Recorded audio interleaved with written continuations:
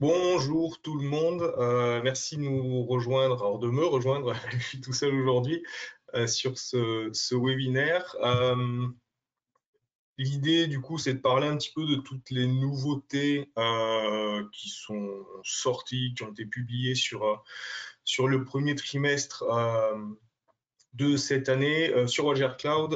Et puis on va parler un petit peu, il y a eu des nouveautés aussi sur la partie EPDR avec la mise à disposition de Ether 17. Du coup, on va regarder un petit peu tout ce que ça apporte en termes de fonctionnalités et de facilitation d'usage, on va dire. Alors, il y a pas mal de choses. Du coup, je vais peut-être passer sur certaines d'entre elles un peu plus vite. Comme d'hab, il y a la partie questions, réponses, si vous avez des interrogations sur certains sujets. Si vous voulez que je revienne sur certaines choses également, je jetterai un petit coup d'œil sur cette partie-là pendant la presse. Il y a le chat également pour discuter, si vous voulez parler de certains sujets. Et je vois que là, ça se stabilise un petit peu sur le nombre de personnes qui se connectent. Donc, on va commencer. Donc, je disais, comme d'hab, petite fenêtre pour les questions. Et puis, sachez que Chloé enverra le webinaire le replay du webinaire qu'on publiera comme d'habitude aussi sur la chaîne YouTube. Si jamais vous voulez le revoir, n'hésitez pas à aller faire un petit tour dessus. Alors, on va parler du coup de la plateforme de sécurité unifiée qu'on propose chez WatchGuard, d'accord? Donc, il faut savoir qu'effectivement, on a les différents produits, Network, Identity et la partie Endpoint qui sont vendables ou proposables unitairement aux clients. Mais ce qui va faire vraiment notre force aujourd'hui, c'est la plateforme unifiée avec toutes les notions de XDR, de NDR, dont on vous a parlé sur des webinaires précédents. L'idée vraiment, c'est de proposer une plateforme qui permet de gérer la sécurité du début jusqu'à la fin chez vos clients, et surtout à vous, qui va vous permettre de gagner du temps sur la partie détection et rémédiation des incidents liés à de la sécurité, d'accord? Donc on va parler un petit peu de ça parce qu'il y a eu pas mal de nouveautés, notamment sur ThreatSync et sur ThreatSync Plus. Donc l'idée, voilà, c'est vraiment de se dire aujourd'hui, on propose une plateforme de sécurité et le but, c'est de vous faciliter la vie et de proposer un niveau de sécurité plus élevé chez les clients. Pour les thématiques qu'on va aborder aujourd'hui, alors il va y avoir, je crois pas de mémoire qu'on l'ait déjà fait, mais on va parler un petit peu de ce qui est sorti sur la partie cloud managée des Firebox. C'est vrai que c'est un sujet qu'on n'aborde pas forcément parce que depuis le début, en fait, quand ça a été lancé, il y avait beaucoup de fonctionnalités qui n'étaient pas dispo sur la partie cloud managée des Firebox. Et après, il y a un attachement fort au WSM aussi pour administrer les boîtiers. Donc, c'est vrai que l'interface de Roger Cloud est très différente dans la manière d'administrer les boîtiers. Mais ceci dit, il y a de plus en plus de nouveautés qui sortent. Il y a pas mal de mises à jour qui sont faites et depuis un petit moment. Donc là, ça sera le coup de faire, ça sera l'occasion, pardon, de faire un petit point sur ce qui est sorti là sur Q1 au niveau des Firebox en cloud managé. On va parler aussi de WatchGuard Cloud d'une manière plus générale avec la possibilité de gérer du MFA au niveau de manière globale, on va dire, pour les utilisateurs qui ont accès à WatchGuard Cloud. On peut faire aussi des petites nouveautés sur la partie inventaire qui pourront vous faciliter la vie. Comme je disais, des améliorations au niveau de ThreatSync. Au niveau de ThreatSync Plus également, et puis focus qu'on va faire également sur Ether 17, donc qui est la plateforme qui fait tourner notre PDR, et l'Advanced PDR et l'EDR, enfin, la partie Endpoint Security. Il y a eu quelques petites améliorations aussi sur la partie Zero Trust Application Service qui sont plutôt sympas, donc on va parler un petit peu de tout ça. Petite question que je voulais vous poser avant de rentrer dans le vif du sujet. Hop là, je vais vous lancer ça à travers. Hop.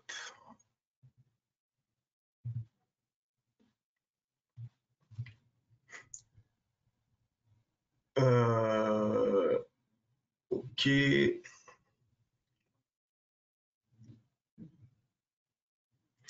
Bon, l'idée derrière la question, comme je vous disais, hein, c'est qu'aujourd'hui on propose, enfin on vend toujours chaque produit, chaque gamme de produits de manière indépendante. Mais c'est vrai que le gros bénéfice et le gros avantage que vous allez pouvoir tirer de la suite de solutions qu'on propose, c'est cette notion de plateforme qui permet de faire beaucoup de choses de manière centralisée, qui permet de faire communiquer les produits entre eux. Du coup, c'est pour voir un petit peu. Ok, bon, Firebox forcément arrive en tête de loin. Suivi de Endpoint, Identity sur la partie Hotpoint et Wi-Fi, ça reste effectivement plus anecdotique. Je vous laisse encore quelques secondes pour répondre, pour ceux qui ne l'auraient pas fait. Et puis on va enchaîner sur la suite.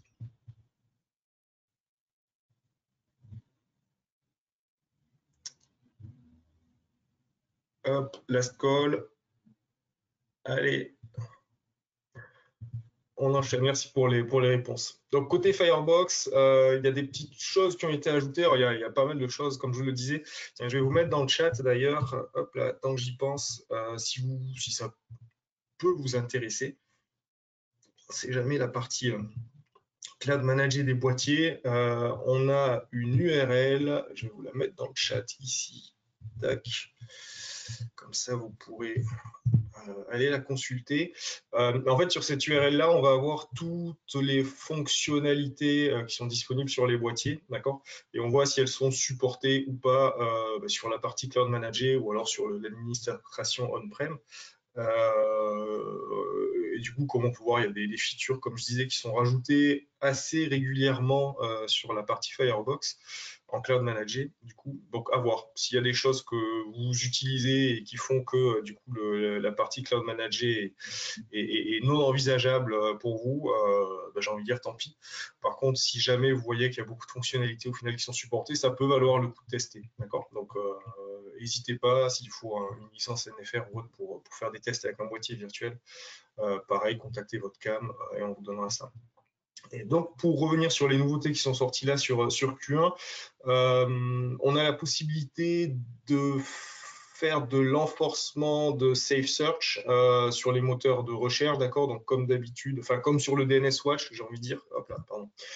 Sur Google, Bing, DuckDuckGo et YouTube, d'accord? Yahoo également. L'avantage, dès qu'on a des établissements ou des sociétés ou autres qui accueillent du public mineur, l'intérêt de faire ça, c'est que ça permet de forcer ces moteurs de recherche à répondre en mode contrôle de parental activé. D'accord, donc tout ce qui va être images liées à de la nudité, de la violence ou des choses comme ça, typiquement dans une recherche de Google Images, ça va être filtré par Google. D'accord. On a également la possibilité d'activer et d'utiliser FastView. Alors FastView, c'est un outil qui permet de récupérer des logs d'équipement, d'analyser ces logs et de les faire ressortir de manière un petit peu propre et filtrée, j'ai envie de dire, donc de faire des rapports, etc., etc. Je sais que dans certains pays, c'est utilisé par des partenaires, donc là, on peut l'activer. Il faut savoir, malgré tout, pour FastView, il faut avoir un compte sur FastView, c'est des comptes payants généralement. Et ensuite, il faut indiquer au Firebox du coup d'aller pousser en syslog les informations vers le FastView.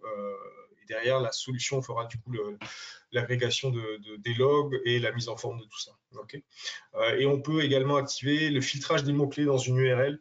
Pareil, si vous voulez, dans certaines URL, alors ça sous-entend forcément, c'est ce qu'on a sur le petit carré en haut, que le déchiffrement de flux HTTPS est activé, d'accord? Sinon, on ne peut pas faire du filtrage sur les chemins d'URL sur un flux chiffré. Donc, quand le déchiffrement est activé, effectivement, on va pouvoir bloquer, d'accord, ou autoriser certains mots lorsqu'on les trouve dans des URL complètes, d'accord? Ça permet d'avoir un filtrage plus fin et de pouvoir autoriser, bloquer, j'imagine, plus certains mots-clés dans les URL. On a également la possibilité de configurer NetFlow pour les Firebox Cloud Manager. Donc NetFlow, pour ceux qui auraient raté, qui n'auraient pas vu les derniers webinaires qu'on avait fait sur la partie ThreatSync plus NDR, donc pour Network Detection and Response, NetFlow, en fait, c'est un protocole qui permet de récupérer de la télémétrie réseau à des fins d'analyse derrière, d'accord? Donc aujourd'hui, quand on rattache un Firebox à WatchGuard Cloud et qu'on active ThreatSync plus NDR, les informations qu'envoie le Firebox vers la plateforme se font à travers du NetFlow. On peut utiliser NetFlow également pour récupérer de la télémétrie d'équipements tiers dans ThreadSync plus NDR. Et l'idée là, c'est que sur les boîtiers Cloud Manager, d'accord, on a la possibilité d'activer cette fonctionnalité, mais surtout derrière d'aller pousser ces logs, donc NetFlow, vers un collecteur, d'accord, qui serait d'un éditeur tiers. Il y a des éditeurs qui bossent avec du NetFlow et qui récupèrent la télémétrie d'équipements réseau. Donc aujourd'hui, en plus de pouvoir faire du SNMP, du syslog ou ce genre de choses, on peut aussi pousser directement en format NetFlow les logs vers un collecteur tiers, d'accord. Juste un petit élément important qu'il faut garder en tête, c'est pas le Firebox qui va faire cette analyse en NetFlow, d'accord, c'est vraiment le Firebox qui va alimenter le collecteur via du NetFlow. Donc sur le boîtier, on ne peut pas voir ou analyser les logs NetFlow, d'accord. Ce boulot-là sera fait sur le collecteur ou l'équipement qui va récupérer les logs du coup et faire l'agrégation après du contenu. On a également la possibilité de configurer un Firebox Cloud Manager comme un serveur NTP, d'accord, ce n'était pas le cas jusqu'à présent. Donc aujourd'hui, s'il y a dans les environnements de clients des outils, des applications ou autres qui ont besoin de serveurs NTP, plutôt que de les faire taper sur Internet directement en NTP, on a la possibilité de faire du Firebox un serveur NTP en interne. On peut également faire, alors ça c'est quelque chose qui était assez attendu et qui pouvait être limitant sur l'administration cloud des boîtiers. Aujourd'hui, on peut faire du lag, enfin de l'agrégation de liens. Donc c'est quelque chose qui n'était pas disponible et pas possible. Donc maintenant, ça se fait depuis WatchGuard Cloud, d'accord. Donc si vous avez des clients chez qui vous utilisez ce type de fonctionnalité, agrégation de liens, sachez qu'on peut le faire aujourd'hui sur du WatchGuard Cloud. Donc en gros, on va créer un lag, d'accord, un Link Aggregation Group. On va dire dans quel mode est-ce qu'on veut le voir fonctionner. On peut faire de l'actif passif, d'accord, du dynamique ou du round robin. Et du coup, on va définir les interfaces qu'on veut enrôler dans ce lag, d'accord, si on veut taguer du VLAN ou pas sur le lien. Et ça permet donc de faire l'agrégation de liens. On peut également faire de la limitation de débit dans une politique de Firebox Cloud, d'accord. Typiquement, vous créez une politique qui va traiter le trafic d'un réseau invité. Vous ne voulez pas que ça perturbe, que ça consomme plus de bandes passantes que les utilisateurs de la société. D'accord. Aujourd'hui, sur une politique, on va pouvoir faire cette limitation de trafic directement, chose qui n'était pas possible jusqu'à présent. Également, l'ajout de la possibilité de faire du policy-based branch office VPN. D'accord. Donc, l'idée, c'est qu'on va s'appuyer sur des stratégies pour déterminer quel type de trafic va être autorisé à passer par le tunnel. D'accord. Jusqu'à présent, on pouvait faire que via du route-based VPN sur les Firebox Cloud Manager. Aujourd'hui, on peut le faire du coup en définissant le type de trafic qu'on va vouloir autoriser ou pas. Okay. Comme c'est écrit ici pour les connexions site à site fixes, d'accord, ça peut être intéressant. Par contre, c'est un peu plus rigide que les route-based VPN. Parce que les modifications, si on doit faire un ajustement, en fait, il faudra le faire à la main, là où quand on se base sur du routage, ça se fait de manière dynamique avec la mise à jour des routes, etc. Okay. Donc, à voir dans quel cas de figure ça peut être utile d'utiliser ça, mais sachez que c'est disponible aujourd'hui sur les Cloud Managers. Donc ici, ça va être sur la partie configuration. Toujours configuration, donc on va définir les réseaux qu'on veut voir, qu'on veut autoriser dans le tunnel. Et du coup, dans quel sens est-ce qu'on autorise le trafic. Donc tout ça, ça se fait à la main, là où sur le route base, encore une fois, ça va se faire de manière plus automatique. Ensuite, quelque chose qui était attendu aussi par certains partenaires qui utilisent du Radius, donc le Message Authentication Attribute, qui est un attribut qui est lié à l'utilisation du Radius, d'accord, des échanges Radius. En fait, ça permet de garantir l'intégrité des paquets Radius et surtout d'empêcher le spoofing, enfin l'usurpation d'identité sur ce type d'échange. Typiquement, il y a une CVE qui exploite une faille là-dedans, d'accord, et ça permet d'empêcher que cette CVE soit exploitée par des hackers. Donc, si vous utilisez du Radius, effectivement, le fait de cocher ça, encore une fois, ça rend les échanges entre le client Radius et le serveur Radius plus sécurisé. Et donc, si c'est plus sécurisé, forcément, c'est mieux parce qu'on limite la zone d'exposition du client. En plus de ça, toujours sur les Firebox Cloud Managés, on va pouvoir supporter aujourd'hui l'IKEv2 dans le client VPN Windows, d'accord. Pareil, c'est quelque chose qui n'était pas possible jusqu'à présent sur les boîtiers cloud managés. Donc aujourd'hui, IKEv2, encore une fois, IKEv2 plus robuste que l'IKEv1 forcément, donc ça va apporter un niveau de sécurité supplémentaire. Et enfin, sur les Firebox 5G, alors là, on sort du côté purement WatchGuard Cloud Manager des boîtiers, d'accord, mais sur les Firebox T45 CW, donc qui ont le modem 5G intégré, aujourd'hui on active, on a la possibilité du coup de supporter l'IPv4 et l'IPv6 pour la connexion, d'accord. Alors, il y a un petit point important par rapport à ça, c'est que ça va être sur l'établissement de la liaison, d'accord, uniquement que va se faire l'utilisation de l'IPv6, et donc le trafic derrière effectivement reste en IPv4. Autre chose qui va être intéressant, par défaut, donc on a la possibilité de faire de l'analyse du trafic intra-réseau, d'accord. Donc ça, par défaut, ça va être activé sur les réseaux externes qui étaient déjà existants sur les configurations et sur les nouveaux qu'on rajouterait. Par défaut, elle est désactivée, l'option donc Apply Firewall Policies to Intra-Network Traffic, d'accord. Par défaut, c'est désactivé sur les réseaux internes invités, aussi bien les nouveaux que les existants. Donc, si vous voulez rajouter le fait de faire du filtrage en intra-réseau, vous allez devoir l'activer dans le menu adéquat. Et par rapport à ce que je disais, tiens, pareil, petite question supplémentaire. Hop là. Est-ce que vous utilisez, je vais vous lancer ça en 2 secondes, du coup la partie WatchGuard Cloud pour configurer les boîtiers, d'accord. Donc est-ce que vous avez converti chez vous des boîtiers en full cloud managé? Est-ce que c'est quelque chose que vous utilisez? Est-ce que c'est quelque chose que vous avez essayé? Et est-ce que c'est quelque chose que vous ne voulez pas faire? Parce que vous êtes trop attaché justement au fameux, au très célèbre WSM ou à la WebUI.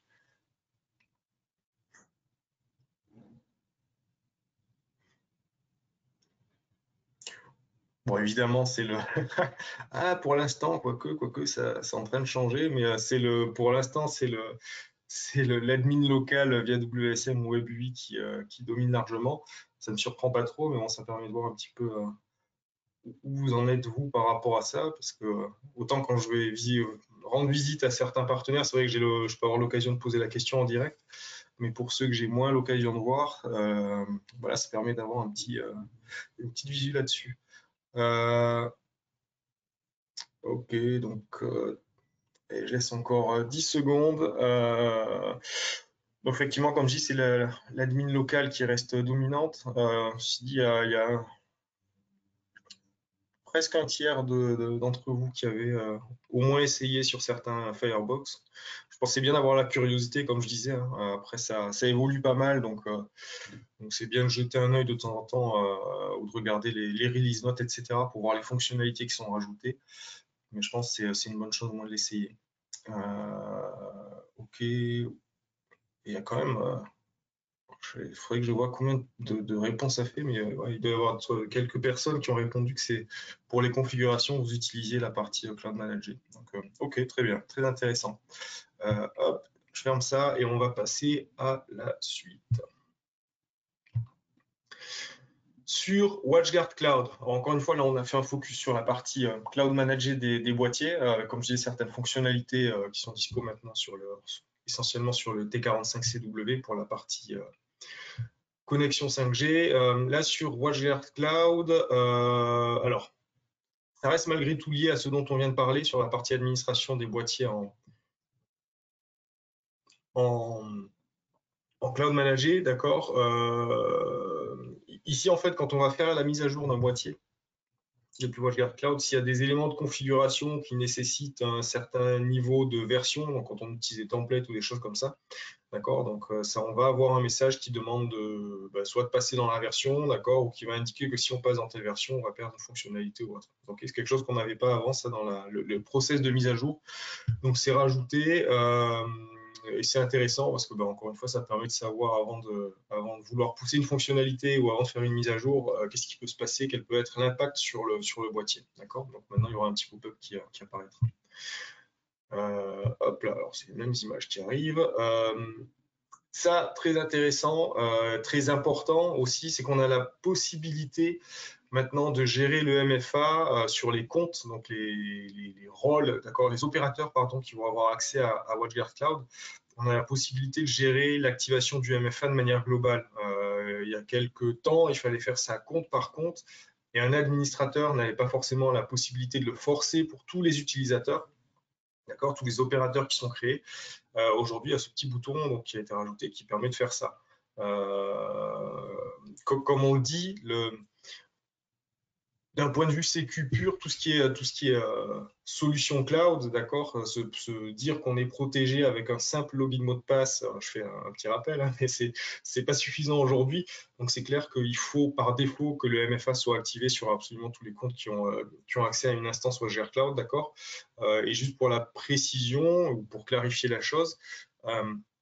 C'est un MFA que fournit WatchGuard ici, d'accord. C'est pas un MFA, enfin le fait de l'activer, ce que je veux dire pour l'administration de WatchGuard Cloud, ne va pas décompter une licence sur le nombre de licences qu'aurait le client ou que vous auriez en NFR ou autre. C'est vraiment un jeton, un MFA qui est géré par WatchGuard et qui est indépendant du produit MFA que vous auriez pu acheter ou que vous auriez pu proposer à des clients. D'accord. C'est pour ça que je dis que dès qu'un utilisateur a un accès à WatchGuard Cloud, même si c'est un accès uniquement en lecture seule, ça vaut le coup, à mon avis, d'activer le MFA. Ça devrait être limite activé par défaut. Donc intéressant, parce qu'encore une fois, ça permet de le faire un petit peu à la volée. Et donc de gagner du temps sans avoir à passer sur chaque compte ou à demander aux utilisateurs de l'activer directement à leur niveau. Okay, donc ça, bonne fonctionnalité. Un autre élément qui est plutôt pas mal, alors ça c'est sorti au début de l'année 2025, comme je dis on est sur ce qui s'est passé sur Q1. Mais en fait on a la possibilité aujourd'hui depuis WatchGuard Cloud de récupérer un inventaire en fait et l'allocation des différents produits par client. D'accord. Donc je vous montrerai tout à l'heure quand je me connecterai sur WatchGuard Cloud pour vous montrer deux, trois petites choses. Mais en fait, quand on est sur l'overview et sur l'inventaire, d'accord, on a un petit icône CSV en haut à droite qui permet de récupérer l'inventaire. Donc c'est bien, ça permet de voir combien de licences par produit sont attribuées aux clients. Est-ce que ce sont des licences termes, etc. Est-ce que c'est du trial? Et donc pour faire du suivi, ça peut être plutôt pas mal. Donc on peut le faire d'une façon globale, d'accord, en se mettant sur l'overview dans WatchGuard Cloud. Et on peut aussi faire ça, cet extract client par client si on le souhaite. Donc ça, c'est plutôt pas mal que ça a été rajouté également. Donc ce mari ici, alors je vous montrerai un sur WatchGuard Cloud et on a le petit icône CSV ici qui permet de faire l'extract. Et comme je disais, par client ou par produit, on peut également le faire. Donc on est sur la partie allocation. Dans Thread SimCore, pas mal de choses. Alors, j'ai pas vu toutes les personnes qui étaient connectées, mais pour le coup, là, il y a des choses dont on a discuté assez récemment avec certains partenaires. Donc, Thread SimCore, c'est, pour ceux qui ne le sauraient pas, l'XDR de WatchGuard. Il faut savoir que c'est quelque chose qui est inclus dans WatchGuard Cloud, d'accord. Donc, à partir du moment où vos clients ont le bon niveau de licence, le bon niveau de service dans les différents produits. Alors, les produits, ça va être Firebox en Total Security, EDR, EPDR ou Advanced EPDR pour la partie Endpoint Protection, TIS pour la partie Hotpoint et l'USP pour la partie Wi-Fi. D'accord. Donc, à partir du moment où on a le bon niveau de licence, on peut alimenter le XDR de WatchGuard qui est inclus dans WatchGuard Cloud. Et ça permet de faire du coup de la corrélation de logs, d'accord, de la centralisation de logs et une analyse croisée sur des comportements donc, qui vont toucher aussi bien des activités sur le poste de travail que sur le réseau. Et en faisant cette d'agrégation de logs, d'accord, ça permet d'être plus rapide sur les détections, mais surtout ce qui va être intéressant, c'est la partie rémédiation où on peut mettre en place des règles de rémédiation automatisées en fonction de certains comportements ou certains scénarios. Et du coup, par rapport à ça, il y a eu quelques mises à jour intéressantes. Notamment, on va dire qu'en fait, ThreadSync, avant que ces mises à jour ne sortent, était un peu figé d'une certaine manière, dans le sens où quand un élément était déconnu, alors c'est ce qu'on a ici, hein, un programme inconnu était remonté par la partie EPDR dans ThreadSync, il n'y avait pas de mise à jour dynamique. C'est-à-dire ce programme inconnu, en gros, dans les logs ThreadSync, il restait en programme inconnu, même si au final, il avait été reclassifié par le Zero Trust Application Service et qu'il avait été replacé en goodware ou en malware. On n'avait pas cette information-là qui remontait dans ThreadSync. Donc, aujourd'hui, c'est le cas, les informations remontent. D'accord. Du coup, on va pouvoir recalculer un score de risque d'un incident. Donc, dans ThreadSync, chaque incident va être associé à un niveau de risque, d'accord, qui permet de classifier un petit peu tout ça. Donc, le score de risque va être reclassifié. Si c'est un goodware, ça va descendre à 1 peut-être, et si c'est un malware, par contre, le score de risque peut être revu à la hausse. Donc, le type d'incident est mis à jour dans les différentes pages de ThreadSync, dans les détails, etc. D'accord. Et on peut réappliquer une politique d'automatisation qui va être basée sur la nouvelle classification. Il y a un élément important à prendre en compte, c'est qu'aujourd'hui, c'est quelque chose qui sera modifié par la suite, mais si un programme a été bloqué parce qu'il était inconnu, d'accord, mais s'il a été bloqué par ThreadSync, d'accord, même s'il est reclassé en goodware, il va rester bloqué dans ThreadSync. D'accord. Donc le déblocage, si on a une règle qui bloque un programme dans ThreadSync, ok, il va falloir débloquer le statut, le programme à la main dans ThreadSync. Okay. Par contre, si on a juste l'information qui remonte dans ThreadSync et qu'on ne prend pas d'action de rémédiation automatique type blocage du programme dans ThreadSync, si le PDR le relâche, d'accord, et autorise l'élément à s'exécuter, il sera autorisé à s'exécuter. Si on a une règle dans ThreadSync qui bloque le programme, aujourd'hui, le déblocage ne se fera pas de manière automatique. Ça viendra par la suite. On peut aussi, alors je parlais tout à l'heure des rôles du MFA, etc., mais on peut ajouter des autorisations un peu plus fines sur quand on définit un rôle d'opérateur, d'accord, au niveau de ThreadSync. Avant, on pouvait le faire au niveau de Hotpoint, le PDR, etc., etc. Au niveau de ThreadSync, c'était un peu plus figé, j'ai envie de dire, un peu plus strict. Là, on apporte un peu de souplesse, du coup, en donnant la possibilité de faire certaines actions uniquement soit en lecture seule, comme on le voit ici, soit en lecture-écriture, en fonction des actions qu'on va autoriser aux utilisateurs. Donc ça, pareil, c'est quelque chose qui s'enrichit au fil de l'eau, d'accord. La granularité dans les autorisations qu'on donne, c'est mis à jour assez régulièrement sur la plateforme. Dans ThreadSync plus SaaS, quelques petites nouveautés également. On a la possibilité aujourd'hui de rechercher dans les logs bruts en fait des comportements, d'accord. Donc pour ceux qui ne le sauraient pas, pareil, qui auraient raté les webinaires précédents qu'on a fait depuis le début de l'année, ThreadSync plus SaaS, en gros, c'est notre produit qui permet de faire de la surveillance d'environnement SaaS. Alors aujourd'hui, par SaaS, on entend Office 365. À terme, il y aura Google Workspace, Amazon Workspace, de l'AWS, etc., d'accord, qui vont être ajoutés. Aujourd'hui, ça se fait sur Office 365. Et du coup, on a ajouté la possibilité de faire des recherches dans les logs bruts quand il y a des informations qui remontent depuis la partie ThreadSync plus SaaS. D'accord. Donc ça permet d'être plus flexible, pareil, sur la partie analyse qui serait faite par des administrateurs derrière, et puis de rechercher des données de manière un peu plus précise peut-être que ce qui remonte nativement dans la console via les policiers alertes. On a également, donc ça c'est toujours sur la partie recherche des journaux bruts, d'accord. Donc on a un petit menu ici, Search Raw Logs, qui permet d'aller faire ses recherches sur différents critères. Ça je vais vous le montrer juste après, parce que il y a autre chose, alors que j'ai pas dans les slides là, dont je veux vous parler. Donc ça, après, c'est le résultat des recherches pour que vous ayez un petit aperçu. Toujours pareil, donc pour un utilisateur donné, on va rechercher les différentes actions directement. Là, on est sur la policy alert, d'accord.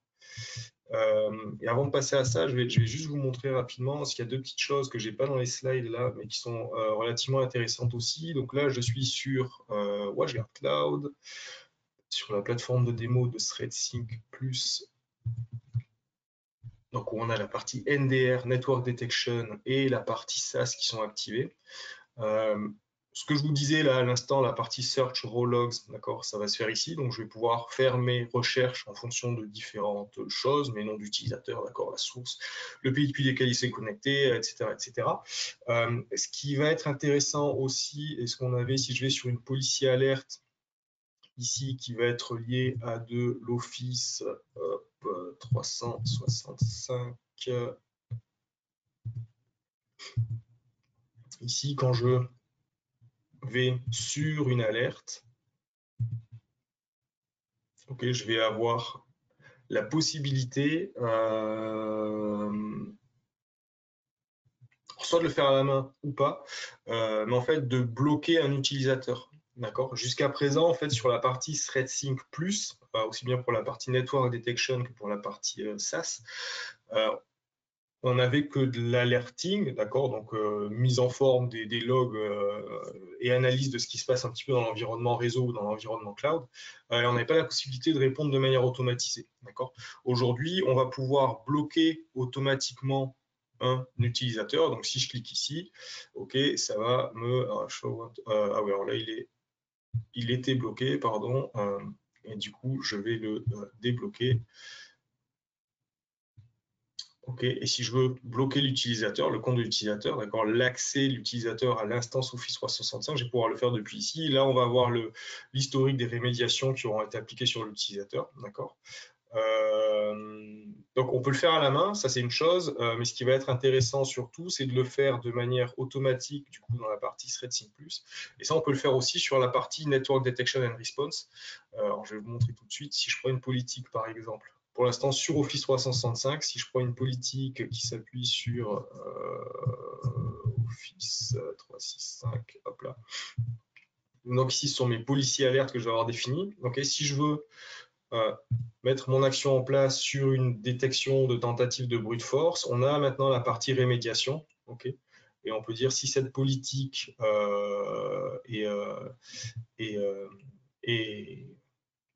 matché, d'accord, on va désactiver les utilisateurs qui auront fait sonner l'alarme. Okay, on va désactiver leur compte de manière automatique. Et on peut faire ça également, hop là, ah, oui, nul. Et on peut faire ça également, par ici, on peut faire ça également, je vais y arriver, sur des politiques de type réseau. Par exemple, je prends cette politique-là, d'accord, si j'ai un flux depuis mon réseau interne vers l'extérieur que je considère comme suspicieux ou que je ne veux pas autoriser, d'accord, dans les rémédiations, on va pouvoir dire que si ces critères qui sont ici sont matchés, d'accord, alors je vais bloquer l'accès à l'adresse IP externe et ce blocage va se faire sur le firewall directement, d'accord.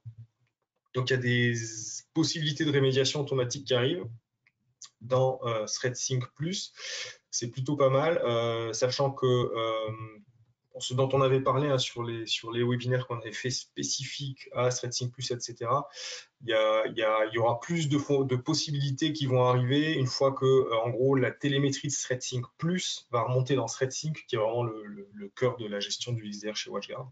Là, on aura des choses un peu plus intéressantes à faire. Mais déjà, on a ce premier niveau-là qui peut être intéressant. C'est vrai qu'au moins, on peut automatiser le blocage d'un utilisateur sur un incident de sécu d'Office 365 et on peut bloquer l'accès à certaines IP de manière automatique si jamais on voit qu'il y a des flux qu'on ne veut pas voir autorisés sur le système d'information d'un client. Donc, c'est plutôt pas mal. Je reviens là-dessus. On continue sur la partie Ether 17. Donc Ether qui est le cœur du réacteur un petit peu de la partie Endpoint Protection. Un petit hop là, questionnaire. Bon, c'est une petite question piège, c'est plus pour voir si vous êtes à jour ou bien au courant de ça. Pareil, je vais laisser une petite minute pour que vous répondiez. Bon, pour l'instant, 100% de bonnes réponses. Ah enfin, de bonnes réponses. Après, ça dépend, mais on va dire qu'il y a une réponse qui est un peu plus pertinente que les autres. Euh,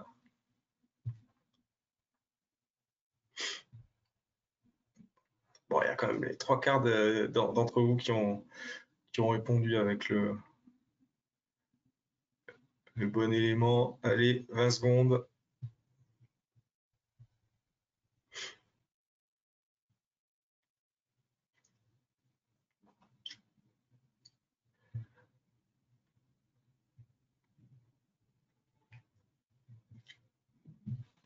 Euh, 3, 2, 1. Allez, je ferme. Hop là. Euh, du coup, effectivement, c'est le Zero Trust Application Service qui est vraiment l'élément différenciant. On va dire que le reste, alors l'évaluation de la vulnérabilité, pour le coup, il y a deux choses par rapport à ça. Sur la console, si vous l'avez en anglais, c'est le Vulnerability Assessment. En fait, quand un client n'a pas le patch management, effectivement, malgré tout, il y a ce menu d'évaluation de la vulnérabilité qui permet de voir un petit peu s'il y a des applications qui ne sont pas à jour, qui du coup représentent un risque pour la structure. Technologie anti-exploit, je pense que toutes les solutions EDR font ça. Signature de fichier, c'est l'antivirus traditionnel, donc c'est pas ce qui fait vraiment la force du produit. C'est vraiment le zéro trust. Et il y a une question du coup, tu confirmais que c'est le seul EDR du marché en zéro trust. Il me semble que d'autres éditeurs proposent aujourd'hui la possibilité de bloquer en fait un programme qui serait suspicieux ou inconnu de manière automatique.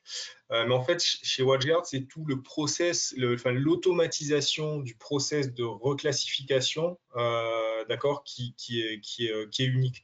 C'est-à-dire qu'il n'y a pas d'autres éditeurs qui vont bloquer, analyser, et puis après, en fonction de, oh tiens, c'est un goodware, je l'autorise, et ah, c'était un malware, je le laisse bloquer.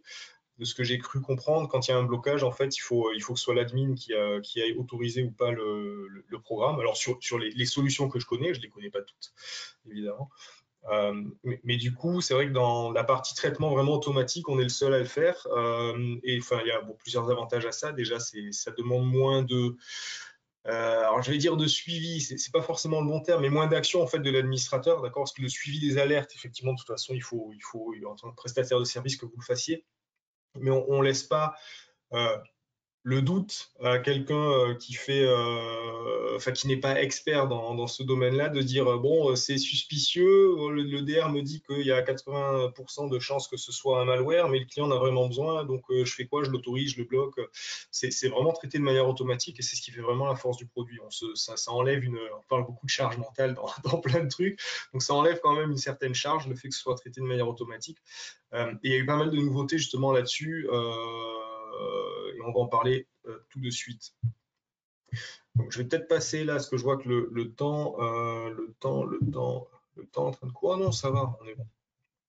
Donc, on va parler du Zero Trust Application Service. Effectivement, j'ai bien arrêté la question, c'est bon. Donc, on a amélioré la visibilité dans le Zero Trust Application Service. Et j'ai oublié de traduire cette slide. Mes excuses. Et il y a quelques fonctionnalités en plus du coup dont on va parler. Bon, c'était par rapport à la question justement, est-ce qu'on est le seul EDR du marché? Ici, on réexplique un petit peu le fonctionnement du Zero Trust. D'accord. Je pense que vous la connaissez, mais rapidement, et c'est ce que je viens de dire en répondant à la question, hein, toute la partie inconnue, au final, c'est ce qui représente un gros risque aujourd'hui, hein. Il y a des zero day, il y a des exés ou des choses comme ça qui peuvent être compilées directement sur l'environnement du client et qui donc ne peuvent pas être adressées de manière automatique et qui ne vont pas être appréhendées par un antivirus traditionnel. Du coup, c'est vraiment toute la partie inconnue qui représente un gros risque. Et comme je le disais, la force du produit, c'est le Zero Trust Application Service qui fonctionne en Zero Trust. Tant que l'élément, en gros, n'a pas été analysé par l'intelligence artificielle de WatchGuard ou alors par les threat hunters, on le verra juste après, mais il y a une partie du boulot qui peut être faite par des threat hunters. Tant qu'il n'est pas certifié conforme par WatchGuard, il n'est pas autorisé à s'exécuter sur la machine. Forcément, ça limite énormément le risque d'infection et ça fait moins de boulot pour vous en tant qu'administrateur de la solution. Bon, sur le fonctionnement, donc en gros, pour faire les 100% de classification, plusieurs étapes, mais j'imagine encore une fois que vous le connaissez. Pour ceux qui ne la connaîtraient pas, cette slide, je repasse dessus rapidement. En gros, il y a plus de 73% des éléments qui vont être traités de manière automatique par les deny list et hello list, on va dire, donc les malwares connus et les goodware connus, okay, qui vont être autorisés à s'exécuter de manière traditionnelle et rapide. Tout ce qui est inconnu, du coup, les 26, je disais 73,31%, je crois, et les 26, et des patates % d'éléments inconnus vont être analysés via l'IA dans WatchGuard Cloud. Okay, donc, ils sont bloqués à l'exécution sur la machine, analysés dans le cloud, et en fonction du résultat de l'analyse, en fait, ils vont venir alimenter la base de goodware connu ou la base de malware connu pour être traité de manière plus rapide les prochaines fois qu'ils vont se présenter sur un poste. Et sachant qu'il y a une petite partie, donc 0,02% d'éléments sur lesquels l'IA ne va pas pouvoir statuer seul. D'accord. Et donc, dans ce cas de figure-là, c'est un threat hunter qui va faire l'analyse de l'élément en question. D'accord. Mais toujours est-il que tout ce qui est classifié, tout ce qui est autorisé à s'exécuter sur une machine est certifié conforme par WatchGuard. Et du coup, comme je disais, ça permet de limiter grandement le risque d'infection chez les clients. D'accord.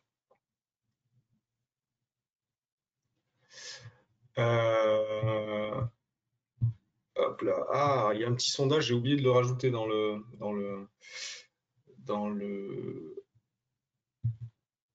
webinaire, c'est pas grave, on va le passer. Donc, le principe de fonctionnement du Zero Trust, toujours. En gros, ici, c'est les différentes couches, d'accord, qui sont proposées dans le PDR. Donc, on a le moteur antivirus traditionnel, un petit moteur de détection contextuelle, la technologie anti-exploit, qui est dans la question de tout à l'heure, le Zero Trust Application Service qui vient en fait pour tout ce qui n'est pas traité par les couches d'en dessous, j'ai envie de dire, par la partie antivirus et la détection contextuelle. Qui est vraiment l'élément différenciant côté WatchGuard. Et après, il y a la partie Threat Hunting Services aussi qui a tout son sens. D'accord. Ça permet d'appréhender en gros tout ce qui va être les attaques de type Living of the Land, où les hackers ne vont pas utiliser d'outils malveillants, donc de malware à proprement parler, pour attaquer une infrastructure, mais ils vont plutôt utiliser les outils qu'ils ont à disposition sur le système d'information, donc du PowerShell, des outils de scan réseau de ports, d'accord, pour vérifier les ports qui sont ouverts sur les machines, etc. Donc là, on est sur une analyse, ça peut être appréhendé, pardon, si on fait une analyse comportementale, et du coup, ça, c'est un des boulots que fait le service de threat hunting, qui est inclus dans le PDR, d'accord. Il ne faut pas confondre le threat hunting inclus dans le PDR avec la partie MDR, donc Manage Detection and Response, qui est le SOC proposé par WatchGuard. D'accord, ce sont des boulots différents, mais malgré tout, dans le PDR, il y a un premier niveau de threat hunting qui permet de faire pas mal de choses malgré tout. Par rapport à ce que je disais, le principe du Zero Trust, c'est très efficace, forcément. Du coup, c'est quelque chose qui a été lancé début d'année 2015. On le voit ici, d'accord. À partir du moment où ça a été lancé chez les clients, donc avant, on était sur de l'antivirus traditionnel, j'ai envie de dire. À partir du moment où ce Zero Trust a été lancé, on voit que le nombre d'infections de clients qui avaient cette technologie-là a vachement baissé. Alors, on est sur une intelligence artificielle qui fait la classification, donc il y a forcément une période d'apprentissage et d'optimisation de l'IA, d'accord. Ce qui fait qu'on a cette espèce de premier palier là au bout d'un an après que ça a été réalisé. Mais après, on voit que en gros, plus l'IA est efficace sur les détections, plus le niveau d'infection baisse. Ce qui fait qu'aujourd'hui, on n'a pratiquement pas de clients infectés, en tout cas. Chez lesquels c'est le produit en lui-même, d'accord, et l'analyse faite par le Zero Trust qui a été mise en défaut. Il y a des infections, il y en a toujours. C'est souvent malheureusement lié à des défauts de configuration, d'accord. Un agent qui reste en mode audit pour une raison ou une autre, protection désactivée, une protection qui n'est pas à jour ou quelque chose comme ça. Mais sur la partie Zero Trust Application Service, à ma connaissance, en tout cas, on n'a pas eu de clients qui se sont fait infecter alors que l'outil était correctement configuré. Donc, c'est plutôt pas mal et plutôt rassurant. Alors, on revient sur les nouveautés un petit peu après avoir fait ces petites apartés pour vous remettre tout ça au clair. Donc, le service d'attestation 03, ça on reprend un petit peu effectivement ce que ça fait. Ça, c'est quelque chose qui est cool, qui est vraiment très cool. C'est qu'avant, en fait, avant les heures 17, quand une application était bloquée, l'utilisateur avait un message d'un pop-up qui apparaissait sur son poste pour lui dire attention, l'application est bloquée. Et après, on pouvait personnaliser ce message, d'accord, en disant il sera réessayé un peu plus tard et s'il est analysé, il sera autorisé à s'exécuter. En fait, il n'y avait pas on prévenait pas l'utilisateur, d'accord, de manière proactive. Alors que maintenant, quand le programme a été bloqué puis analysé et que le verdict de l'analyse est disponible, d'accord, on va avoir un pop-up sur le poste de l'utilisateur qui lui dit ça y est, le programme est dispo, tu peux le réutiliser ou réessayer de l'utiliser. Et ça, c'est plutôt cool parce que au moins, quand on a un blocage, quand l'utilisateur peut utiliser le programme, il a le pop-up qui s'affiche. Je pense qu'il y a une communication à faire auprès des clients. Ça évitera peut-être qu'ils vous passent des coups de fil des fois en vous disant tiens, mon programme a été bloqué, pourquoi, qu'est-ce qui se passe, etc. etc. Donc, n'hésitez pas à communiquer auprès d'eux là-dessus en leur disant que maintenant, si c'est bloqué, une fois que le programme est autorisé à s'exécuter, a été certifié par WildGuard, ils auront un pop-up sur leur machine qui les informera de ça. Donc ça, c'est un truc plutôt cool. Après, ce qu'on va avoir, on va avoir des informations supplémentaires sur la classification dans la partie historique des programmes bloqués. D'accord. Si la reclassification est terminée, on va avoir le temps de reclassification qui apparaît aussi. C'est une info qu'on n'affichait pas forcément. Et aujourd'hui, ce sera affiché. Donc, ça permet de voir un petit peu sous combien de temps est-ce que les éléments vont être classifiés, d'accord, la technique de classification et puis la date d'importation de l'élément. Okay, donc ça donne un peu plus de visibilité sur ces éléments-là et comme on le voit ici là, sur la fenêtre, on peut faire un export de tout ça. Si on veut faire des rapports après, si vous voulez faire des rapports à vos clients, etc., ça peut être intéressant. Et ensuite, on a une technologie de classification des goodware qui a été, donc GW pour goodware, qui a été améliorée. En fait, l'IA permet localement, d'accord, d'identifier les goodware, ce qui permet de minimiser le risque de. Alors, le faux positif, je le mets toujours entre guillemets, d'accord, mais ce qui permet de minimiser le côté, en gros, j'ai un nouvel exe, une nouvelle mise à jour d'une appli et je suis le premier à l'avoir sur le parc de mes clients. C'est censé être un goodware, mais ça va être bloqué, analysé, donc il y a un temps de blocage, etc. Et puis l'absence de pop-up qui disait que c'était de nouveau dispo pour les utilisateurs, ça peut créer de la frustration. Donc maintenant, il y a une nouvelle IA qui travaille en local, d'accord, et qui permet de classifier les goodware plus rapidement.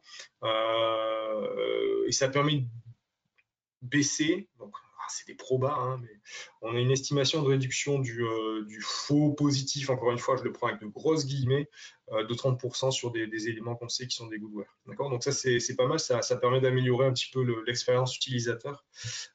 Et puis pour vous, côté support ou autre, pareil, j'imagine que ça va vous libérer un peu de temps. Peut-on personnaliser ce message? J'avais pas vu la question. Tu parlais de quel message? Ah, sur le moment où est réalisé le produit. Bonne question. Faudrait que je vérifie. Faudrait que je vérifie. On regardera après en fonction du temps qui reste, 12 minutes. On regardera sur la console. Sur les fonctionnalités supplémentaires qu'on va avoir, on peut aujourd'hui désactiver les autoruns sur les périphériques externes des endpoints. D'accord. Donc, quand on active le device control, on a la possibilité aujourd'hui, avec le petit bouton radio qu'on a ici, de désactiver l'autoplay ou l'autorun, ce qui peut être intéressant. Ça permet de limiter les risques d'infection, encore une fois. Donc, c'est toujours bon à prendre. Et ensuite, on a une mise à niveau, on va dire, des fonctionnalités macOS et Linux par rapport à des choses qu'on avait sous Windows. On a l'anti-temper qui est disponible maintenant sous Linux. D'accord. Avant, c'était quelque chose qui était dispo uniquement sous Windows. Donc, l'anti-temper, pour rappel, c'est le fait de demander un mot de passe quand on désinstalle l'agent ou quand on le désactive. D'accord. On peut aussi sur macOS et Linux afficher l'état des connexions avec les serveurs de connaissances C'est une chose qu'on ne pouvait pas faire. D'accord. Donc, sur les connexions, ça va être avec la WatchGuard Cloud, d'accord, la plateforme d'intelligence collective. Sur la protection web et pour l'envoi d'événements, d'accord, donc la remontée d'informations, d'éléments inconnus, etc. dans le cloud. Donc aujourd'hui, on a un outil qui permet d'afficher ça en local. Et enfin, on peut désinstaller l'agent WatchGuard et tous les logiciels WatchGuard qui sont gérés depuis l'agent pour macOS et Linux depuis la console d'administration. D'accord. Avant, la désinstallation de l'agent et tout sur une machine ne pouvait se faire depuis la console WatchGuard Cloud que pour les machines Windows. Aujourd'hui, on va pouvoir faire ça pour macOS et Linux également. Donc, on gagne des fonctionnalités sur la partie macOS et Linux, pareil, c'est bien. Sachant petit à petit, on arrivera à de l'ISO-fonctionnalité, ce qui ne sera que mieux pour la sécu. Alors, je regarde les autres questions. Tac, on va regarder le message après rapidement. Cette IA locale est gourmande en ressources pour les petites configs PC. Alors pareil, je pense pas parce que les prérequis système n'ont pas changé en fait sur la partie installation de l'agent, etc. Donc si ça consommait plus de ressources, cette partie-là aurait été mise à jour également. Donc pour moi, l'impact est minime sur les machines. Et on peut regarder vite fait, hop là, sur la personnalisation du blocage. Je récupère mon compte ici. Hop là. Alors comme on en parlait tout à l'heure, ça permet de le montrer rapidement là. D'accord, on peut activer à la volée le MFA pour tous les opérateurs sur la console. Donc ça c'est vraiment pas mal. Et encore une fois, si vous avez des opérateurs chez vous qui n'ont pas le MFA activé pour WatchGuard Cloud, c'est mal. Donc il faut absolument l'activer. Et du coup, je vais regarder sur mon instance par rapport à la question du message. Hop là.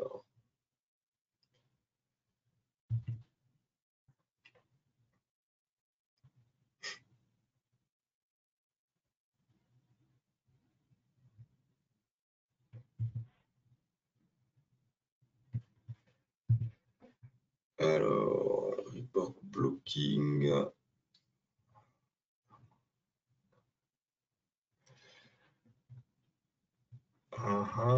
Ouais, non, pour le coup, on peut pas ça se fait automatiquement. On n'a pas la main sur le fait d'autoriser ou non le pop-up qui dit que c'est classifié et du coup, on ne peut pas modifier le message. Après, alors je l'ai pas testé, donc à voir, mais j'imagine que si on met l'agent en français, le message de notification sera en français. Alors pour le coup, je l'ai pas testé, donc ça à vérifier, à la limite, testez-le. Et puis au pire, on en discute en privé avec la personne qui m'a posé la question. Est-ce que vous avez d'autres questions?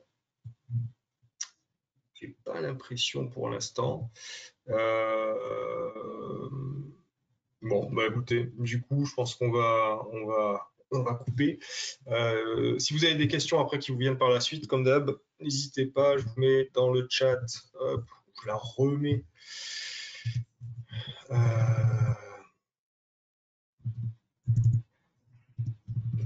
Donc sefrance@watchguard.com.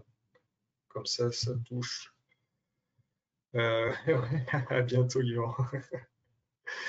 Et ouais, j'ai remis l'adresse mail là, des avant. Si vous avez des questions qui vous viennent par la suite, n'hésitez pas.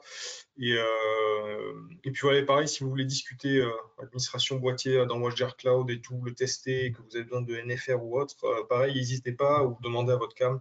Encore une fois, dans le chat, là, je vous ai mis le lien pour pouvoir comparer un petit peu ce qui est dispo et ce qui ne l'est pas sur la partie cloud admin. Bah, écoutez, à une prochaine. Et puis, bah, bon week-end pour ceux qui sont en week-end. Enfin, qui sont en week-end. Alors, qui sont en week-end maintenant. Le week-end, ce sera ce soir. Mais pour ceux qui partent en week-end maintenant, bon week-end à tous. À bientôt. Bye bye.